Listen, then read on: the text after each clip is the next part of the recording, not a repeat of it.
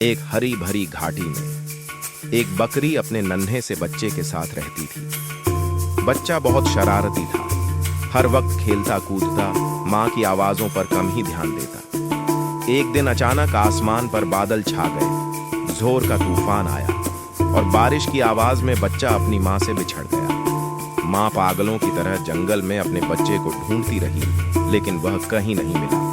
दूसरी तरफ वह नन्हा बच्चा रोते रोते एक गुफा के पास जा पहुंचा। ये गुफा शेर का ठिकाना थी। शेर शिकार से लौटा तो उसने उस मासूम से बच्चे को गुफा में पाया। वह गरजा, लेकिन बच्चे ने डर के बजाय मासूमियत से उसकी ओर देखा। शेर का दिल पिघल गया। शायद प्रकृति भी कभी दया सिखाती है। उस दिन से शेर ने बच्चे को अपना लिया। वह उसे दूध तो नहीं पिला सकता था, लेकिन शिकार का मांस नरम करके खिलाता था।